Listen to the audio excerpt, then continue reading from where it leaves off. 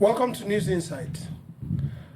Just yesterday, our President Bola Tinubu was in Abu Dhabi talking about climate change generally and how Nigeria can key into it and make sure that it helps us to grow in all spheres in Nigeria.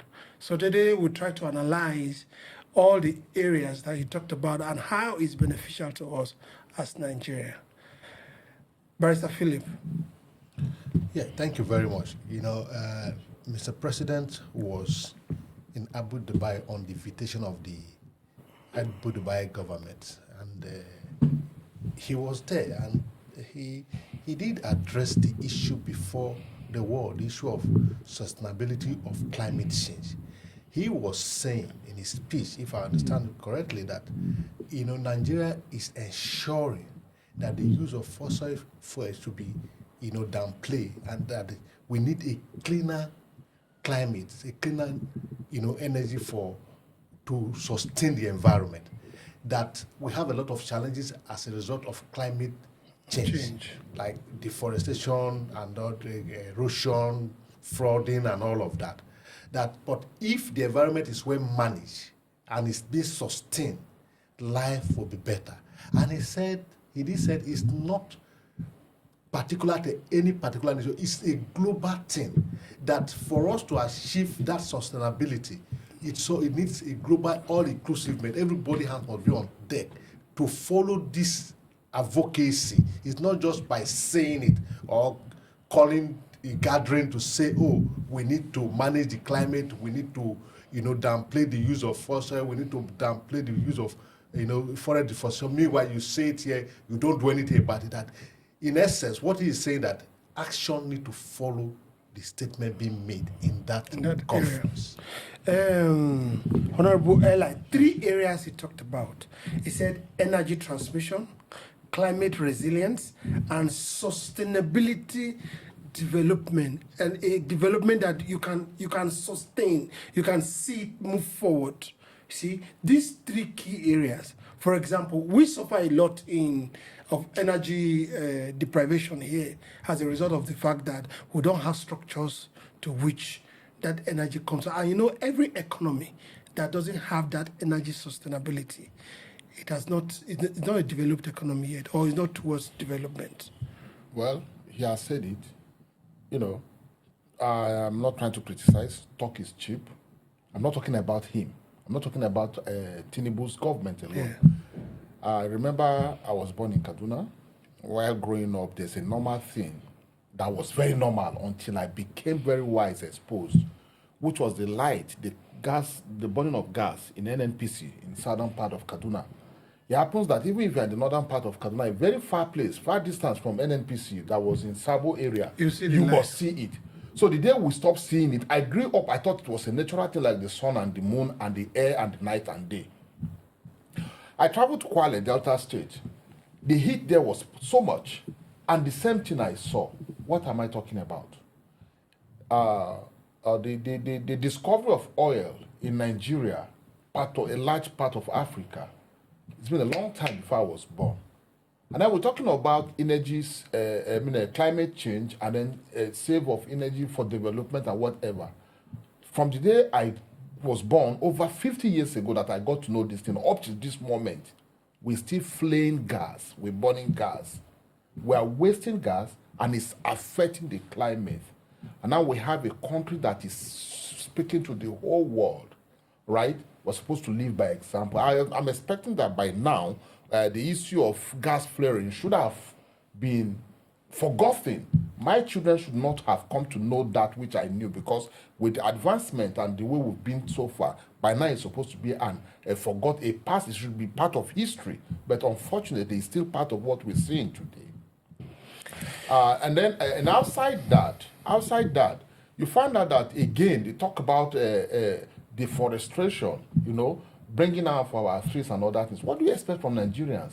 Okay, one aspect of economy, energy that was supposed to be cheap, that was supposed to make our people not to even think of bringing down trees to make fire, to cook, and some other things, has not been done in any way to the advantage of Nigerians in terms of electricity, in terms of gas, all right, in terms of so many things. The gas they are burning should have been the gas that would have been converted and should have been sold at a cheaper rate. Today, a lot of us cannot afford to use gas. That is the reason why we have to look for another source of energy to be able to put food on our table. All right.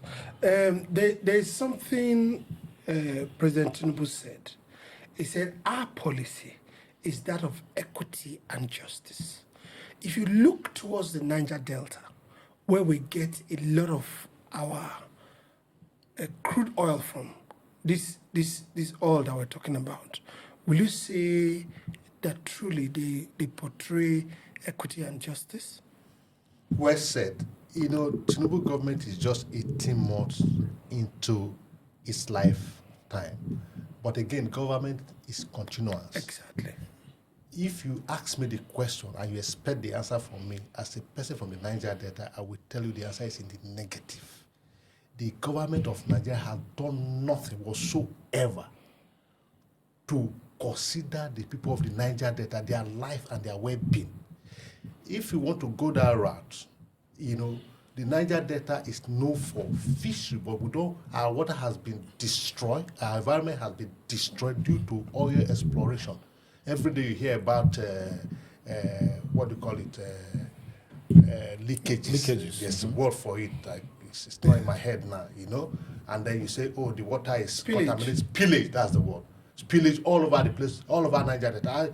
During the Buhari administration, so much money was embarked to clean up the Ogoni land, which led to the life of Kensaro Wiwa because he was advocating for a cleaner environment for his people. So, you know, yes, the man said his policies for equity and fairness. The question is that let's watch and see. We can't condemn him yet. No, it's not about condemnation. In 19 months. The word is that we can't judge him yet, or we cannot analyze it. Even in judging, they normally say from the day you know how it goes. Yeah, so let's see the implementation for his tenure, whether the treatment for the Niger Delta man will change during his time, whether they will not decide to clean up the environment, because I don't hear anything about the Ogoni cleanup anymore. The money is gone. Was the money ever paid during Buhari's regime? Of course, it was budgeted and released. Well, we don't have those facts. I don't have the facts, but I know there was money.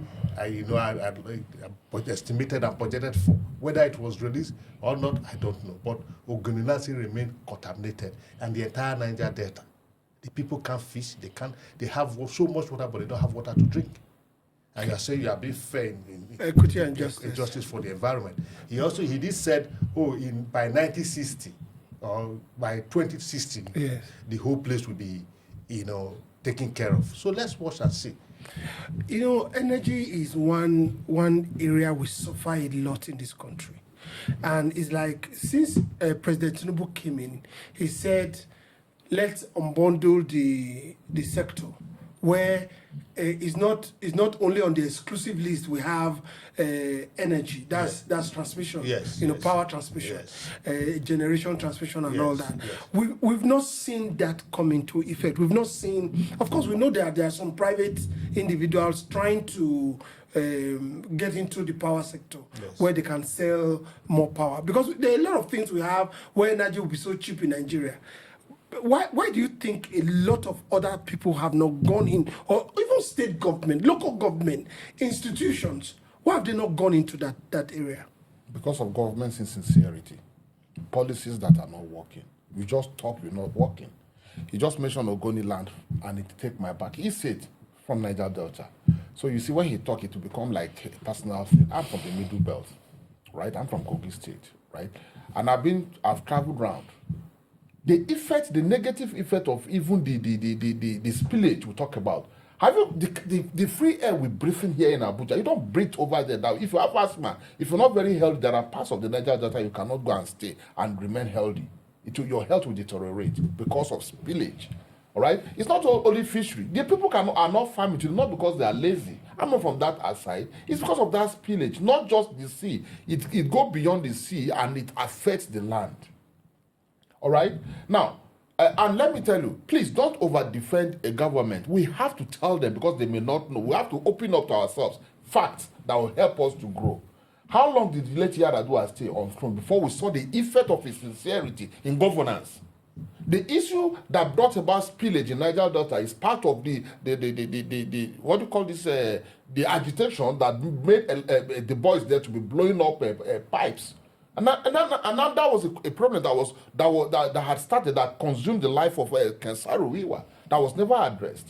Now, within a short period of time that Yar'Adua came on board, because he came with sincere purpose, because he came without any sentiment that is not from that region, because he came like a detribalized Nigeria, he came with the heart, the interest of the country. He didn't stay long to address that. And today, that is what this administration is also enjoying. They may not have even been producing this oil there today. So what are we talking about? We need action, not words. We need sincerity, not just talk. All right. Philip, I want you to talk about power generation. Yes, I was itching for it. Yeah. To be honest, it's not speaking for the present administration. They've really tried in power of energy, But don't forget, I will let you continue. Yes. We have had more collapse of the national grid in this regime than in any other time that we've seen. It's one of the things he's trying to address. Like when you said it has unbundled the energy sector.